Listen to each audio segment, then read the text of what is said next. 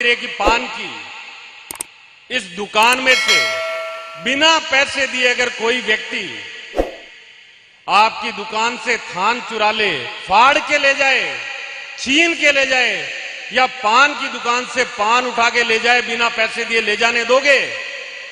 बोला साहब बिल्कुल नहीं ले जाने देंगे। जब अगर व्यापारी नहीं लेके जाने दे तो ये किसान अपने खेत से एक भी बूटा किसी पशु को क्यों खाने दे या किसी दूसरे को क्यों खाने दे?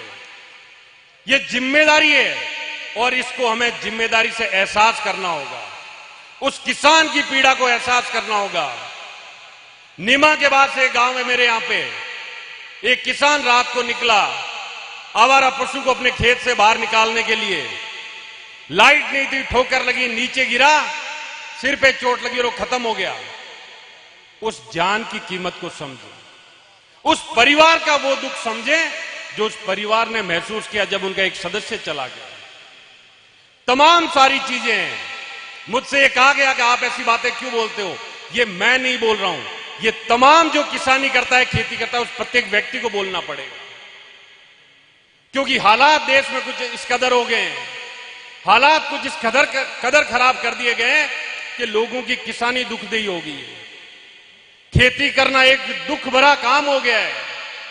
महंगाई, डीजल महंगा, खाद महंगी, बीज महंगा, ऊपर से बरसात का वक्त या बेवक्त हो जाना, और उसके बाद आवारा पशुओं की जो संख्या बढ़ी जा रही है उसमें किसान को दुख देना। ये सारी की सारी चीजें जितने भी लोग बैठे हैं यहां पे, चाहे इधर बैठे हो चाहे इधर बैठे हो, उनको ये समझना पड़ेगा। और जो व्यक्ति किसान की चिंता करता है, खेती की चिंता करता है, किसानी की चिंता करता है, उसको इस किसान के मर्म को समझना पड़ेगा। मैं एक बार फिर से धन्यवाद देता हूं तमाम लोगों का जो गौशाला स्थापित करते हैं, गौशाला के लिए इकट्ठे होते हैं, क्योंकि ये दर्द किसान का दर्द है। अगर इसको हम लोग नहीं समझ पाए तो आने वाले वक्त में और ज्यादा पीड़ा देके जाएगा। मेरे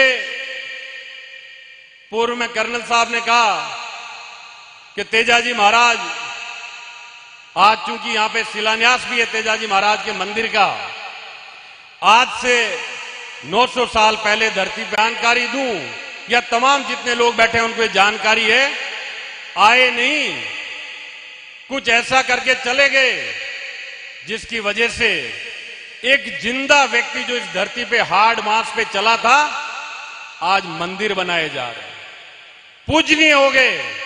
और पूजनीय ही नहीं हो गए, लोक देवता बन गए। मैं मध्य प्रदेश गया था चुनाव में, वहां पे तेजाजी के मेले लगते हैं।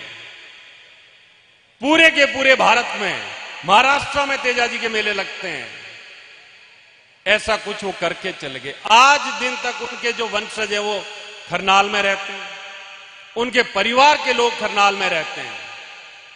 मैं ये बहुत गंभीरता से मानता हूं कि जितने आदमी जीवन में जिनको मानव जीवन मिलता है, उन्हीं में से एक तेजाजी थे। और यकीन मानिए सिर्फ 1.5 दिन के जीवन में, 1.5 दिन